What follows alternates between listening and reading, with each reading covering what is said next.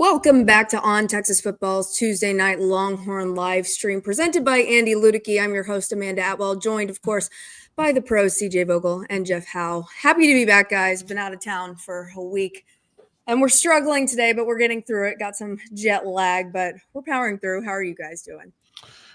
Terrific. Fantastic. Adjectives of the day. Amanda, welcome back. There you go. Yeah, happy to be here. I wish I could say I was either one of those things right now, but hopefully after more than 4 hours of sleep, we'll get there tomorrow. But we're powering through tonight. I was trying to find my Bobby Petrino neck brace to wear for the show. The closest thing I could find is we've got a collar that we use when the dog needs to go to the vet for something, but that probably wouldn't look good. But no, I need to. We need to embrace this gift which the football gods have bestowed upon us, which is Bob Petrino back on the Harley as the head coach at Arkansas. And I hope Gen Z college football fans have had a hell of a last few days with the Google machine, figuring out, man, Bobby Petrino was the head coach at Arkansas before. Why did he leave Arkansas? He didn't leave under his own volition. So have fun with that to a generation of college football fans that's none the wiser. You know what I would love? As Texas has its deal with Lamborghini and, that's been made publicized everywhere, I need Harley Davidson to get Hogs for the Hogs back involved. Dude, I'm telling you, man, this is hey, they're hurting for NIL money, so this is perfect. Like, it's a perfect sponsorship for Arkansas football. It'd be perfect. One of my favorite bookmarks from our friend Billy Lucci from my other podcast is one, I think it's a banger from 2021 of him saying Bobby Petrino greater than Steve Sarkisian. At the time, Sark was not doing great, but that's one of my favorite little bookmark gems from him. But anyways, we're going to get into a little bit more football in a little bit. We're going to start out with a big commitment out of Westlake for Texas basketball. Get your questions in, get your comments in the chat. Super chats will jump to the top of the list. But starting off, we got a big commitment out of Westlake. Bo Ogden committing to Texas basketball. The first commitment under Sean Miller out of high school. Pretty big deal. He has some family relations here, and you posted a little bit about this earlier, CJ, so why don't you break it down for us? Yeah, we'll briefly go over it. Funny story here. We actually covered it. Bo Ogden, Jerry Hamilton, myself sat down with the newest Texas basketball commit for about a 10-minute interview. So go check that out after tonight's live stream as well. But the first commit under Rick Barnes was actually his dad, Chris Ogden, back in the day, who is now the general manager for the University of Texas basketball program. His son, Bo, just committed to the Longhorns this afternoon over Purdue in Tennessee. He is now the first commitment under Sean Miller. So some family parallels there. Pretty cool story. And he's right down the road at Austin Westlake. So if you're in the Austin area, get bored on a Tuesday, Friday night, whenever they play, go check out the next Texas basketball combo guard, 6'5", big time player, by the way, top 40 player in the entire country. Really cool time sitting down with him today. So go check that out afterward as well. He shoots it better than Chris did back in the day, and probably going to give you a little more athleticism than what Chris gave you there. Chris had a really good career at Texas, but Bo Ogden's done a lot of work to improve his game. Like CJ said, top 50 prospect in the country. Could be kind of a multi-year guy that Sean Miller can build this program around. And it's going to be a small high school class. I wouldn't be shocked, though. I mean, Texas in the mix for Austin Gooseby, Trevor Gooseby's brother, so it could have some family ties to the program, to the athletic department, and Sean Miller's first high school class. Yeah, it always helps having those family connections. Jeff, you mentioned that athleticism. First play of practice I was able to watch as I walked into the gym. They were on the court for our final practice, and then about 10 minutes after, they'd freshened up, and then Bo came out and did his ceremony in the gym in front of some students and friends and family. First play, he deflects a pass, is led to an outlet, and then slams it for an easy two. But you see the athleticism, you see the upside there. It was evident from the first play that I saw today. Some super exciting stuff there. We're going to move on to a little bit of football. We had a nice little bye week to take a break, take a breather, but heading into some most likely soggy SEC play in the swamp this weekend. Did you like that alliteration there? I'm a little delirious, but so bear with me. Night destination, the soggy swamp. There you go. Yeah, high chance of rain this weekend, so this should be a really fun one. Florida press conference earlier on Monday, and a lot of very complimentary of this defense. These two defenses actually pretty similar. I think Texas holds a bit of an edge here, but obviously they've both played some pretty different caliber opponents thus far, which could be part of the reason for Texas holding an edge. But regardless, very complimentary of Florida or of Texas in this press conference. This team's got an identity. PK does a great job on defense. I think that they've gotten incrementally better each cycle. They continue to add wrinkles each year to make them a little bit more difficult to prepare for. And the personnel is exceptional. Very experienced group on the second, third level at linebacker, and then secondary almost all back. And then good edge players, and then probably 5 portal defensive tackles that all have height, length, girth, power that can cause some problems for you. And then obviously offensively, Sark does a great job with the formation motion, the combination of run, play, pass, and then the situational football. And they're breaking in a new quarterback. Arch is obviously reputation speaks for itself, one of the best quarterbacks in the country. And, I think that they are breaking in new players at other positions, up front, tight end, running back, receiver. So more new faces on the offensive side of the ball. And I do think you can see their rhythm getting better each week. So. Yeah, Napier looks like his back's a little bit up against the wall during this one, which kind of is. But yeah, he was pretty complimentary. I did think it was interesting. He said you can tell what this team's identity is, which I think is something that we have been questioning for a while, at least offensive identity. I think right now this identity of this Texas team to me is just defense, very solid defense and an offense that can most likely pull them through, but we'll have to see against an actual opponent this week.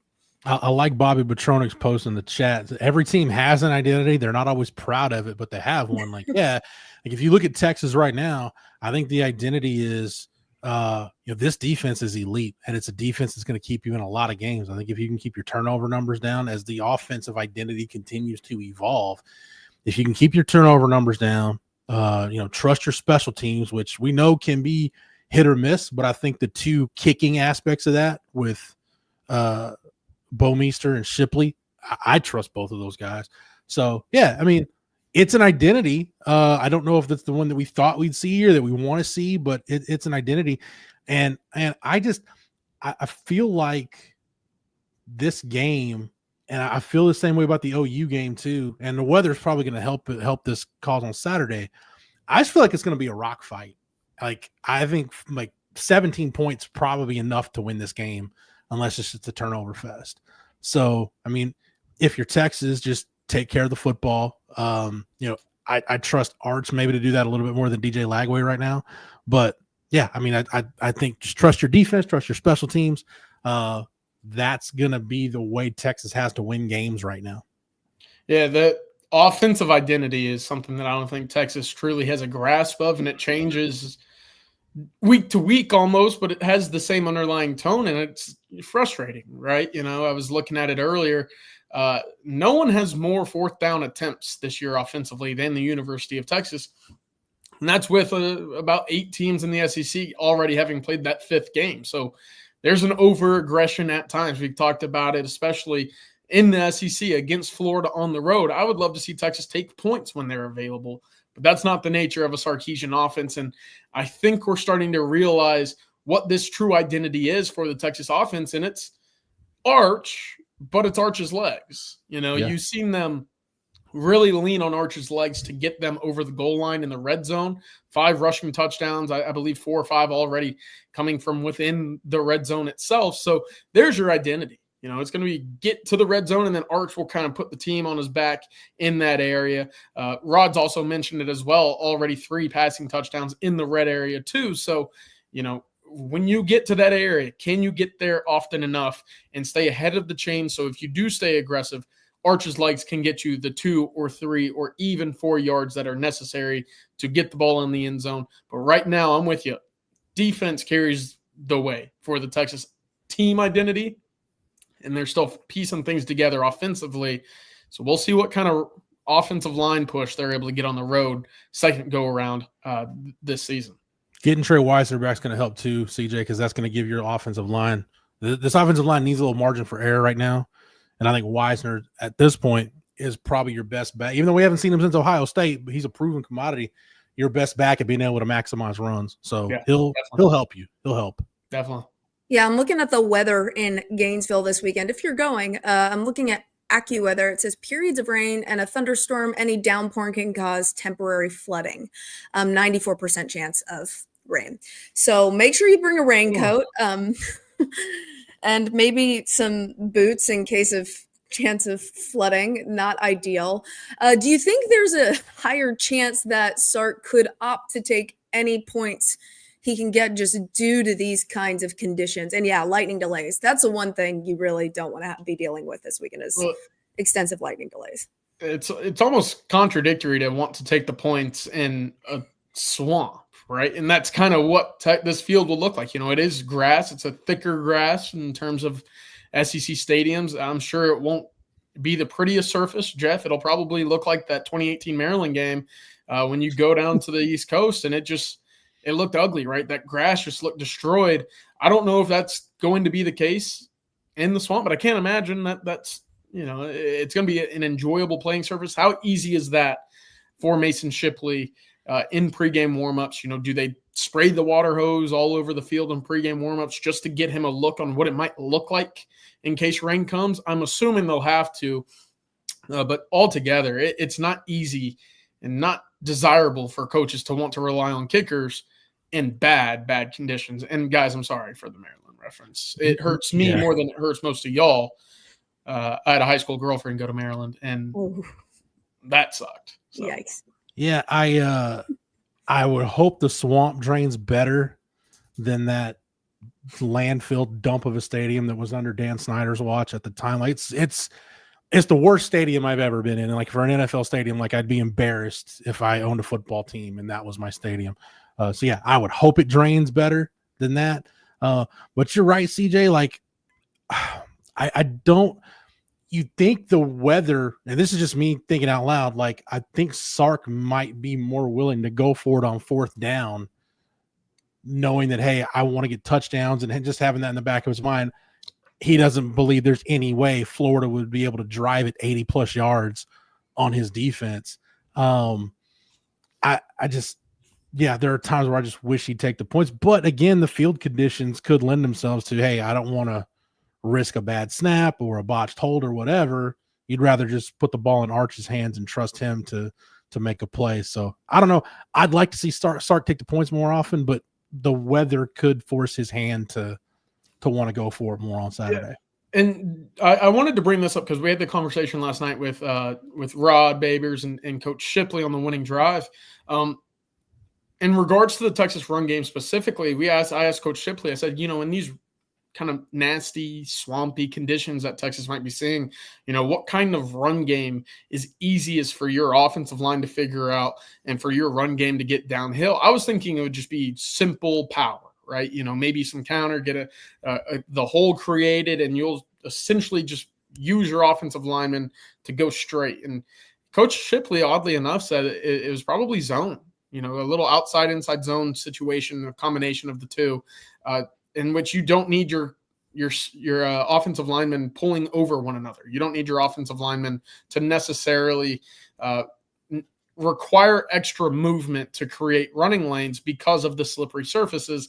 So I'm interested to see what type of running attack Sark brings to Gainesville this weekend, because look, I obviously am not in the coaching world, but for me, in my simple brain, I was like, yeah, man, don't make it any more difficult than just that's the hole, run to it, and create it with the big boys up front. But we'll see what Sark and Kyle Flood are able to do this weekend. And you've got a really good zone runner coming back in Weisner, too. Like Trey Weiser is really good on zone runs. Yeah, that's true.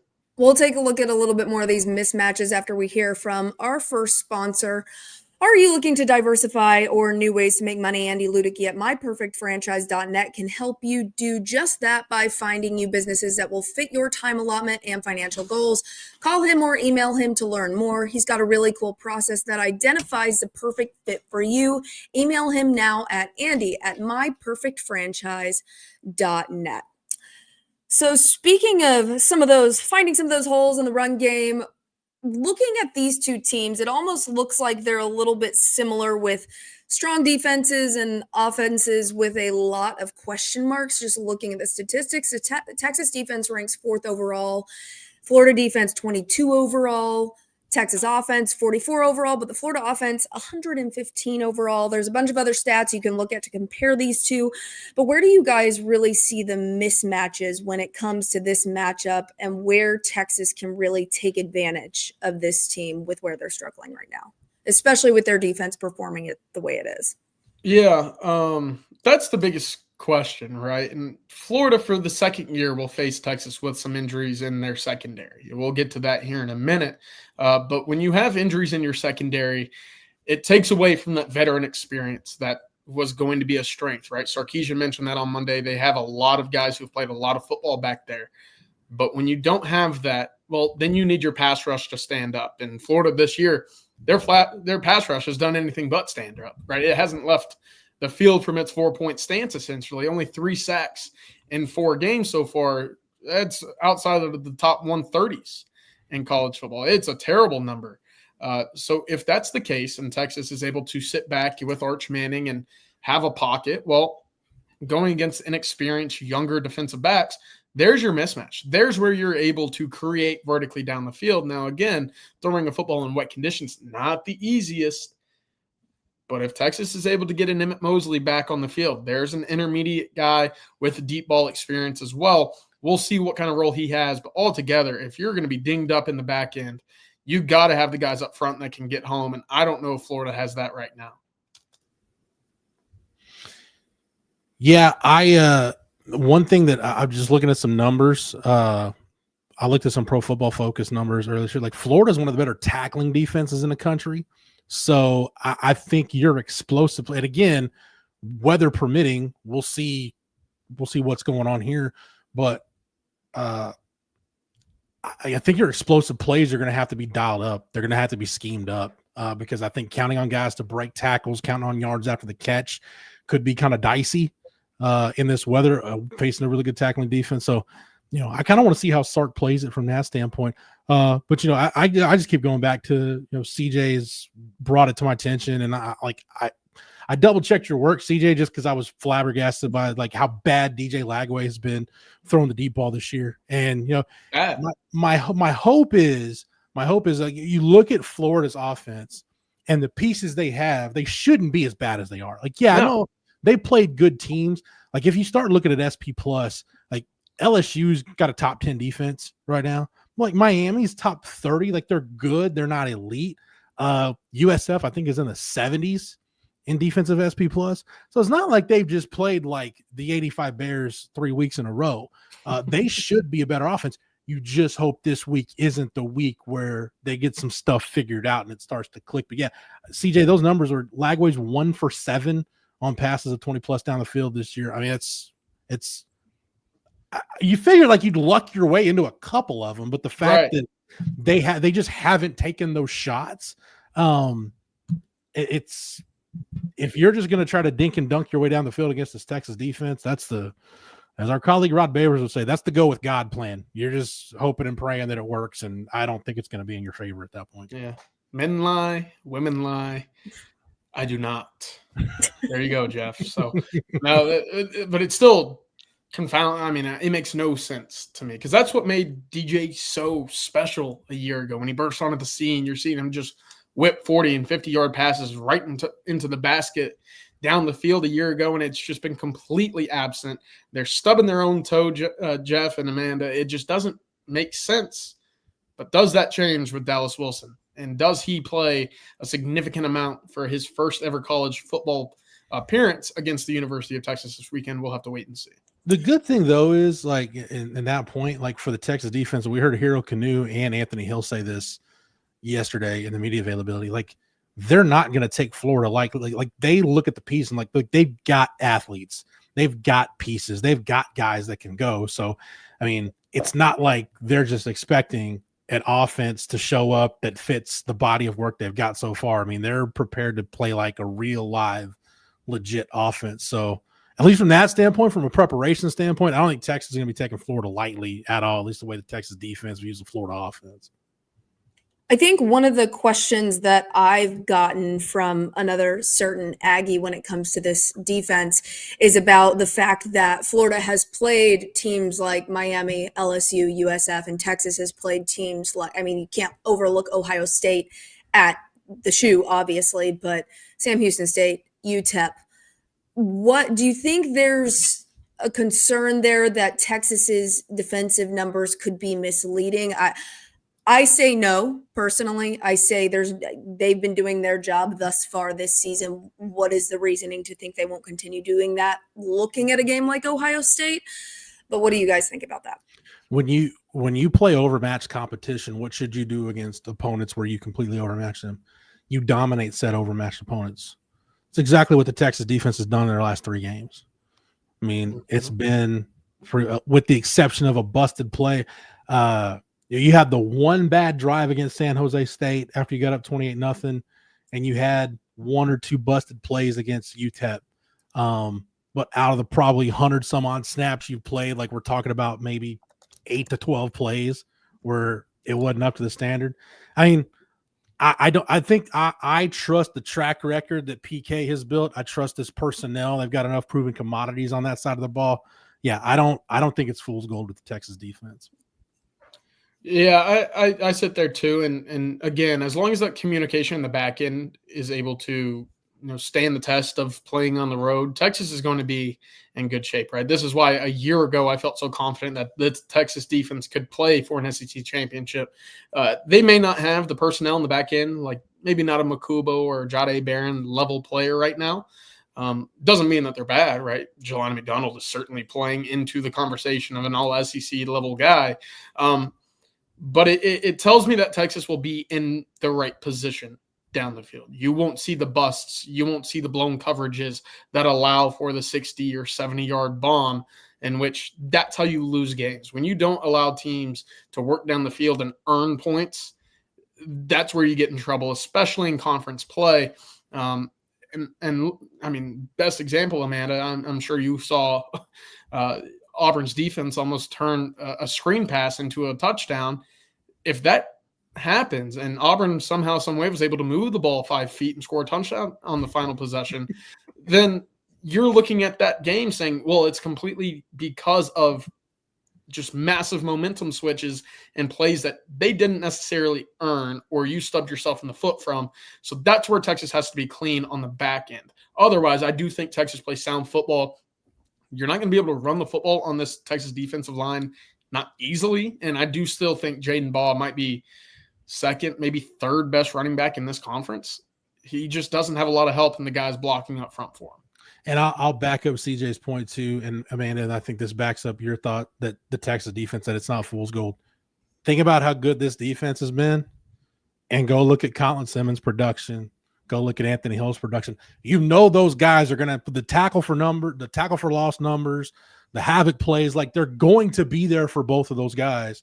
They just haven't been there yet. So you've got to, and I'll throw Michael Taff in there too. You've got 3 All-Americans that are proven commodities that really haven't had the splash plays that they're going to provide at some point. So it's coming. We don't know when, but hopefully it happens on Saturday. Yeah, this Texas defense is legit. Mm-hmm. Yeah, I don't have much doubt that this defense will travel. We got a lot of questions about injuries. If y'all have any more questions, make sure you pop them in the chat. Once again, Super Chats will jump to the top of our list. We'll answer those right away. But first, we're going to hear from our friends over at Duck Camp. Jeff, take it away. Yeah, Duck Camp makes gear for folks who live for being out there, whether that's in a duck blind at sunrise or on the 40 acres for a Saturday kickoff. Born right here in Austin, Duck Camp builds best-in-class hunting and fishing apparel that works just as well for a full day in the field as it does for a long day of tailgating. From sun protection shirts to keep you cool during those early season scorchers to their iconic game series hats that feel like instant classics, Duck Camp gear is ready for football season, hunting season, and every season in between. And on Texas football viewers, subscribers, you can go to duckcamp.com to get your gear. Use the promo code on Texas25 to get 25% off of your purchase. Get out there, stay out there, and hook 'em. Shop duckcamp.com today. Thank you so much, Jeff. Thank you to our friends at Duck Camp as well. Now, all right, on the injury front, we've gotten a lot of questions about this so far. Updates on Wisner, Mosley, and Baxter injuries. I know we heard from Sark on Monday. He's keeping these things close to the chest. Even the players are keeping these things close to the chest. Reporters did try to get some news out of the players, but sounds like they're media trained. What do you guys think about, we're going to hear about this tomorrow, so not much wait time left to know, but what do you guys think about the return status of these guys? Yeah, we're about, 23 hours, 30 minutes away? Is that some quick math for you? We'll find out on the injury report tomorrow night, again, around this time, so we'll have it covered for you on the Longhorn Livestream on Wednesday. But right now, the belief is that Texas should get Trey Wisner back. They could get Emmett Mosley on the field for the first time, and we'll see what that injury report looks like for Cedric Baxter. Again, hamstring injuries, soft tissue injuries. You just don't want to push it too much, too early. So we'll see. It's only about 10 days or so since that injury occurred. We'll see where he is tomorrow when Texas releases their injury update to the SEC. Alex January expected back too. So you've got, again, talking about the defense, guys that have shown up and played well. You get another piece to add to that interior D-line rotation.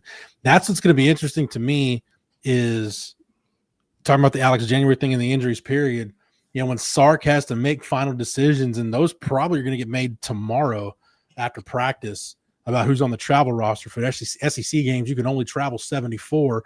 So, it's one of those deals, CJ, like if CJ Baxter's not healthy, if they don't trust it, maybe they take an extra running back. Or if you're taking Alex January and he's ready, does that mean a Lance Jackson or Justice Terry, something like that, gets left off the travel squad for this game? So you can't travel everybody. So those decisions in who shows up in Gainesville, I don't think that means, okay, this is how it's going to be the rest of the year, but the injuries are going to have a pretty big role in that. Or maybe you want to travel Baxter and you don't know, you just want to see how the hamstring is going to do. Maybe you take an extra running back. So that's another receiver you don't take, or another tight end, or whatever the case. That I want to see how the travel squad, how the travel roster plays out. I like this question too from Shannon Burns. Will the rain affect Sark's decision to restart players coming off of injury? I was thinking of this right away. Just slippery surfaces don't do good things for joints that are banged up or hamstrings that are pulled in personal experience. Yeah, I think that's a really good question, and it may not determine a whole lot. It may not determine who plays, but it might determine who plays how much. Right. It's one of those things where I think Texas is going to bring their whole allotment of guys that they feel can give them the best chance to win, but weather indicating how much they use them. Right. There's an old baseball adage here, Jeff, that I love to use, and I don't even know if I'm using it correctly. So help me out if you know it as well. I think it came from an old Cubs manager back in the day, way back, but I'll get to it. It's, you don't save an arm for tomorrow. You don't. Tomorrow it might rain, right? And I look at it the same way. You don't save a player in this situation due to rain or due to nasty conditions, because it might be clear, right? You might get a good playing surface in which your guy can give you a pretty healthy amount of contribution. So we'll see, but I do think you go at it as if you're 100%. And then, weather permitting, you allow them to play that big role. Matthew, I hope you can find that quote, because I've been misquoting it for years, probably. Soft tissue injuries, especially, like, I don't think you'd risk it. Like, either somebody's 100% ready to go, or don't even bring him to Gainesville. Like, I just, given how careful Sark has been, if a guy goes, then I think he's 100% and he's going to play. And Texas isn't the only one that's struggling here on the injury front. I mean, Texas is looking like they're getting back in pretty good shape. Oh, there's your quote. You don't save a pitcher for tomorrow. Tomorrow it may rain. I mean, that makes sense. Bar for bar, baby. Look at you. Was Leo DeRocher, was he a Cubs guy? Anyways, getting back to our, let's see. Mets. Okay. Almost. Yeah, I was going to say, no, Leo DeRocher did manage the Cubs from 66 to 72. So there you go.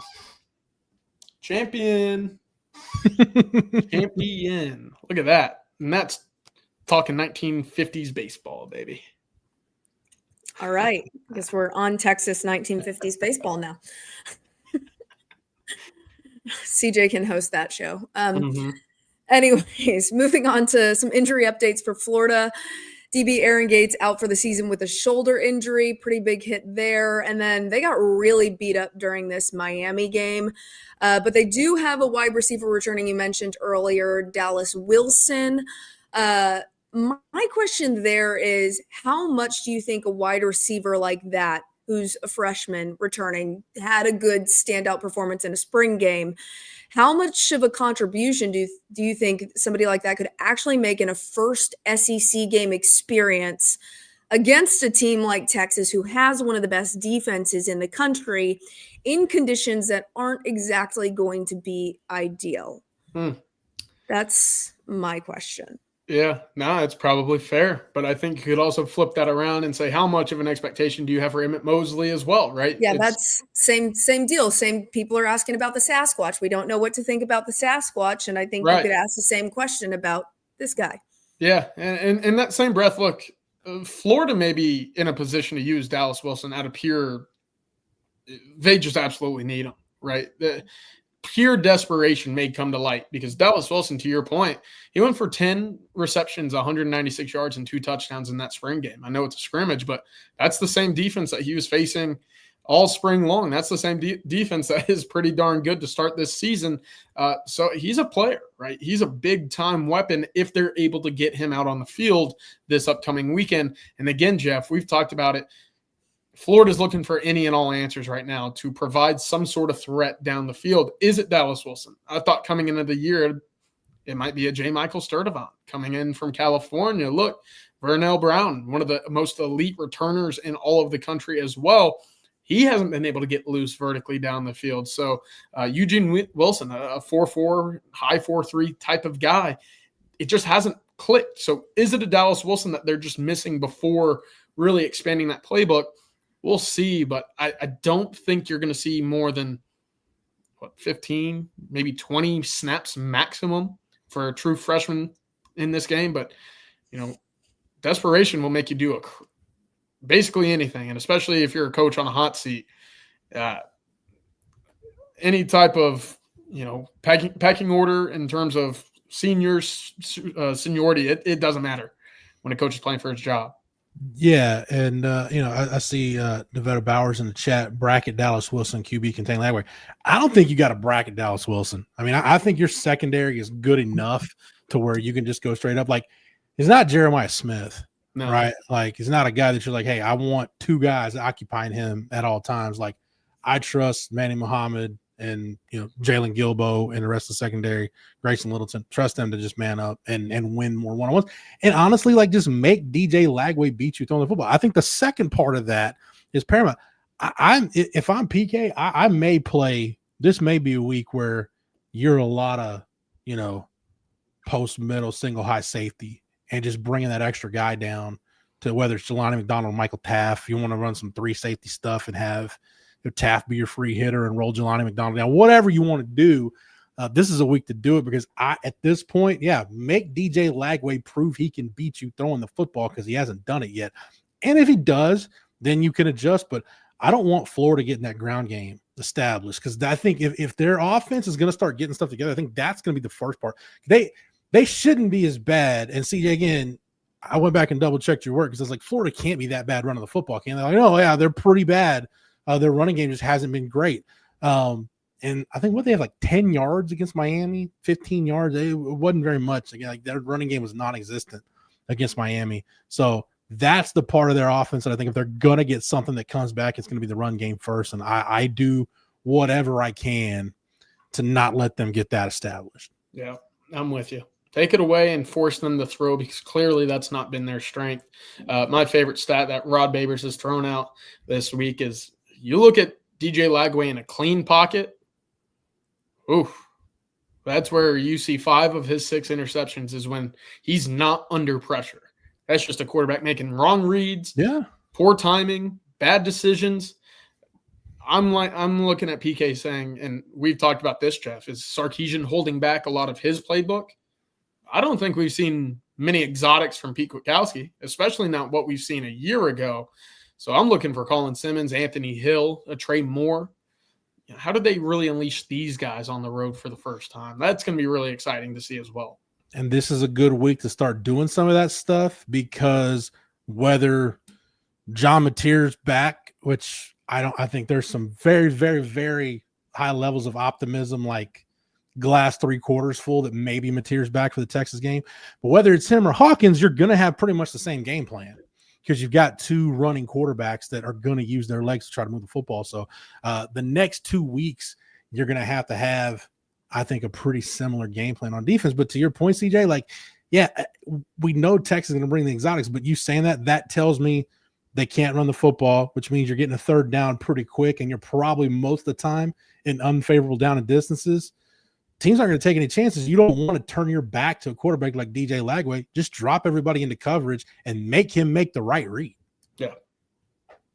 All right, guys, we'll get to a little bit more about this game after we hear from our next sponsor, Mark Saunders. When it comes to protecting all your stuff, wouldn't it be great to have one place that protects it all? Here's some good news. Texas All-State agent Mark Saunders, serving the Austin and Round Rock area and all of Texas, is the only insurance agent you need. Everything from your home, car, and boat to your motorcycle, RV, and ATV. Call Texas All-State agent Mark Saunders' office today at 512-218-8571. Are you in good hands? With more than 35 years of experience, you will be with Texas alum Mark Saunders. If you're looking for someone local in the Austin, Round Rock area and all of Texas, give him a call at 512-218-8571. Make sure to get in your questions, guys. Super chats, once again, they'll jump to the top of our list. We'll answer those right away. And something you brought up, Jeff, I noticed a little bit circulating on Twitter today was a picture of John Mateer with his right throwing hand, taking a picture with somebody who was holding a notebook. And this is what's circulating that I think sprung a lot of the optimism for OU fans of them getting him back for Red River. The thing is here, I think what a lot of people, as somebody who has had a surgery in the last 2 months, an arthroscopic surgery. I'm so sorry, guys. I'm jet lagged and cannot get words out. You're good. Don't apologize, Amanda. You're good. I woke up at 1:30 a.m. for perspective and did not go back to sleep. So we are on fumes today. But these kinds of surgery incisions are very small. I believe I had 2, and I think I had only a Band-Aid on them after day 3 of the surgery. And I probably didn't need the Band-Aid there anymore, because great surgeons make tiny, tiny incisions that you'll likely never see again in these kinds of surgeries. Also, that hand was very swollen.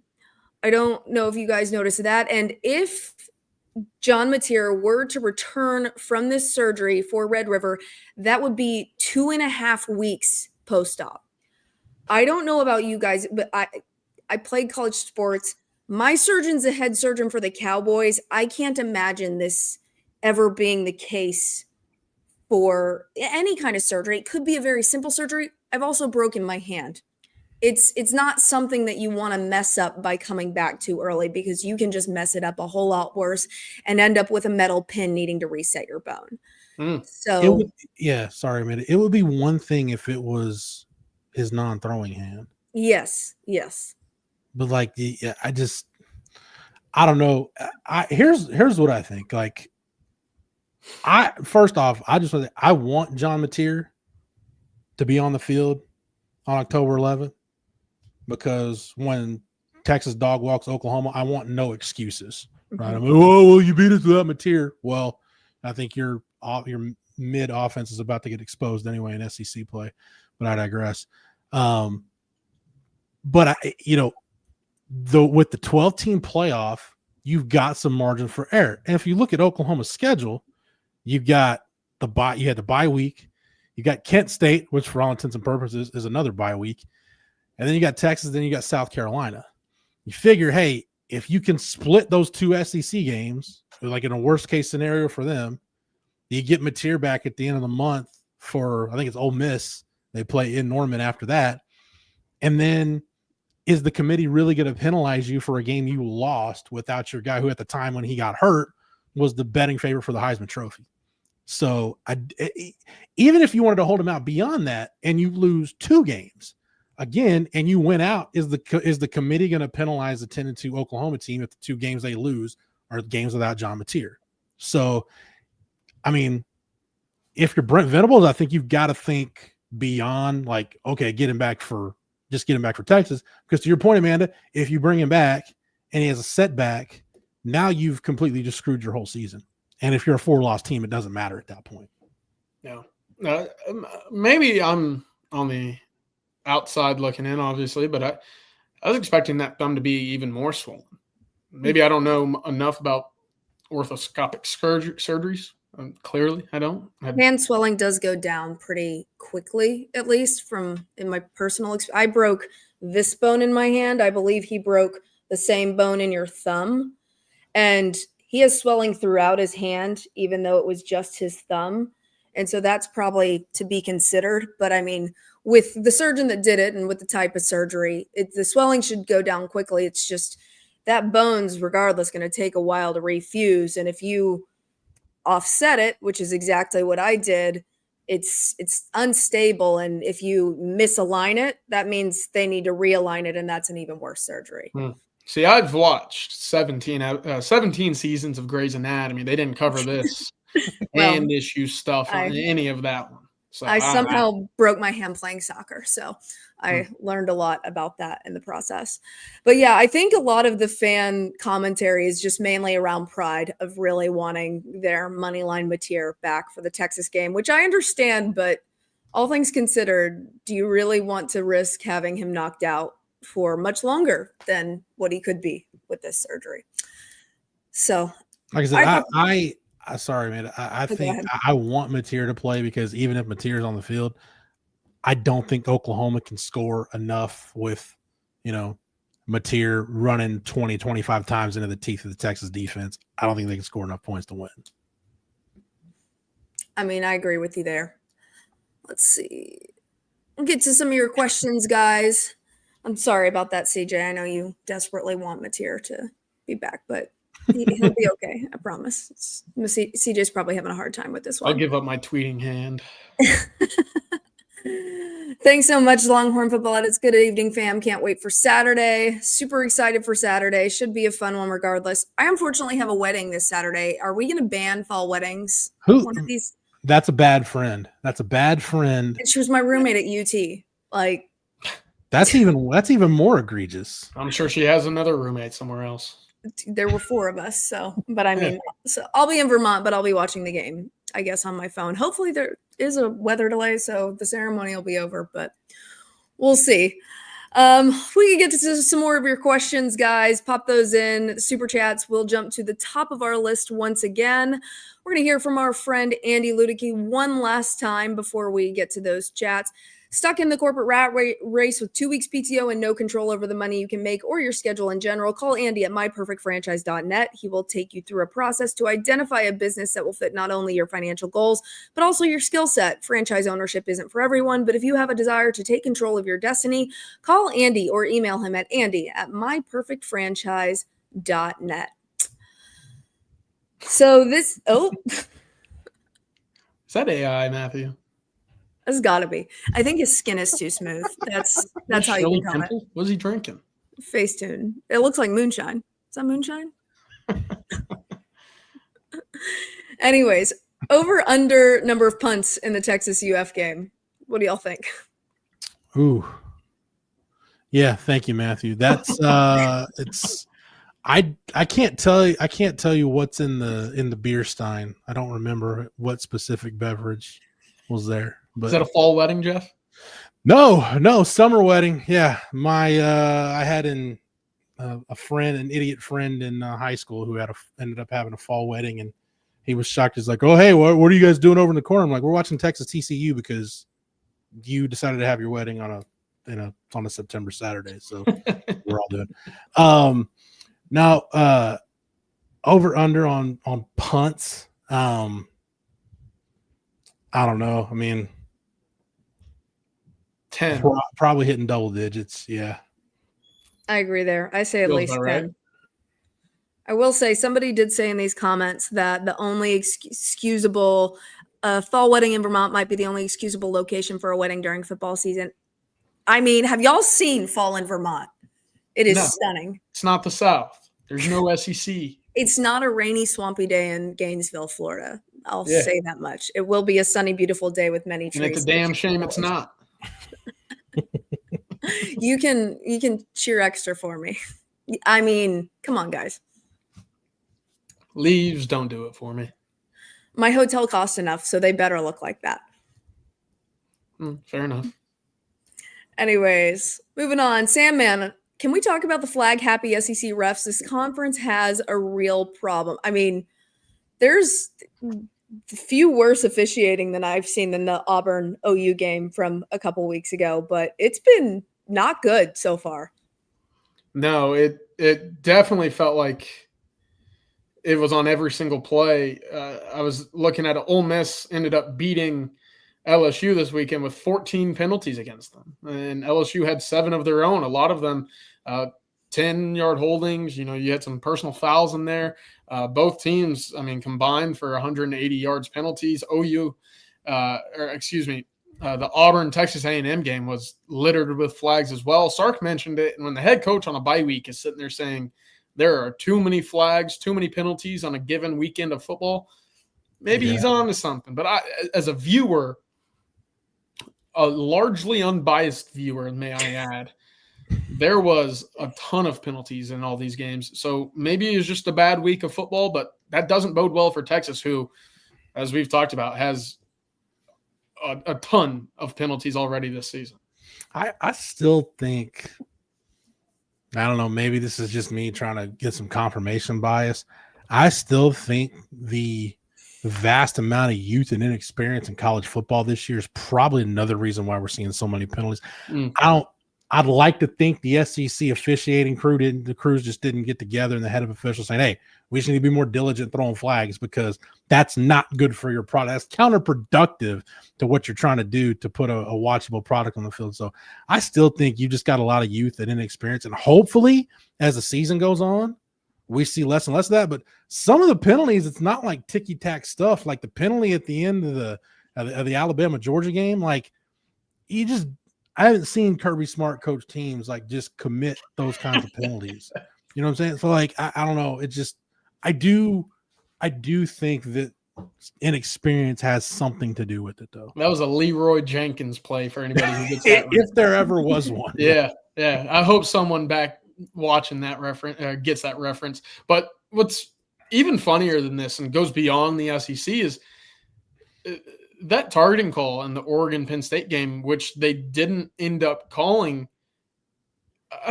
I mean, that's a 30-yard penalty and a 2-week suspension in the SEC after what we saw all week. So I don't know. I hope, again, I hope it dials down just a little bit moving forward. By the way, CJ, I think the best sports one I've seen, you remember, I don't know, it probably been 10 years. Amir Garrett, former St. John's basketball player who was pitching for the Reds. Yeah. And went into the Pirates dugout and started a brawl.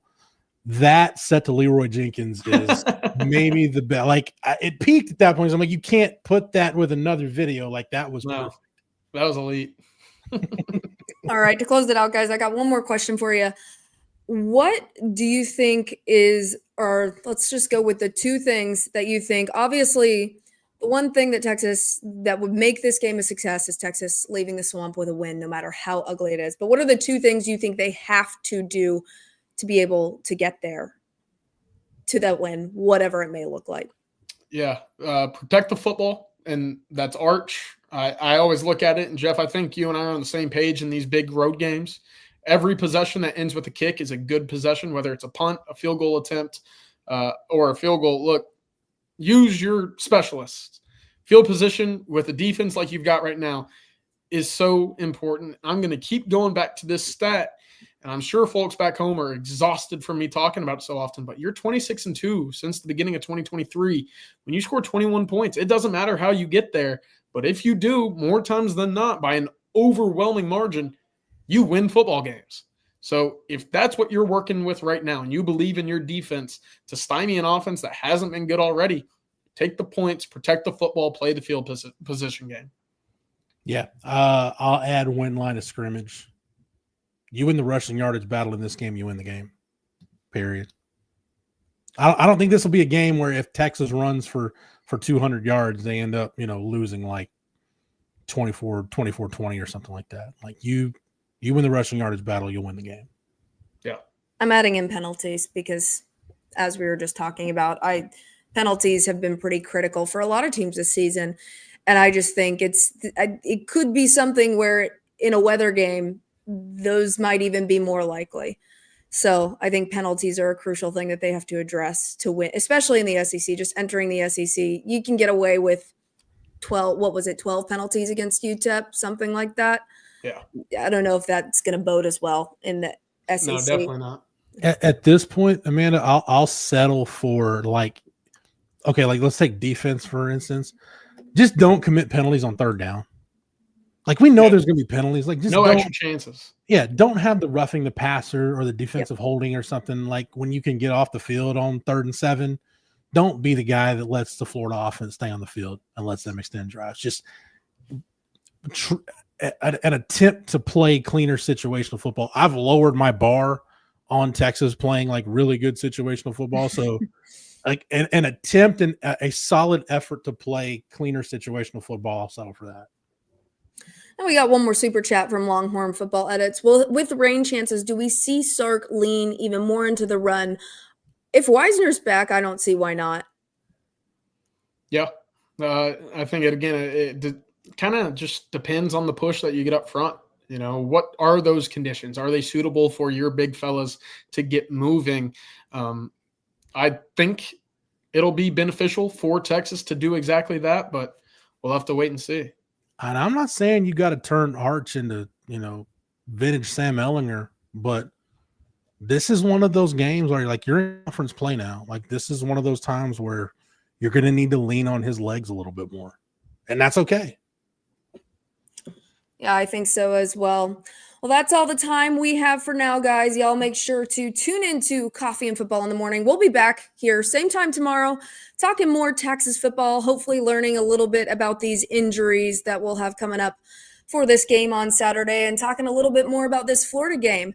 So once again, y'all make sure to tune into Coffee and Football in the Morning. And for On Texas Football, this Longhorn live stream, I'm Amanda Atwell. That's CJ Vogel and Jeff Howe. Hook 'em horns. Good night, guys. Welcome.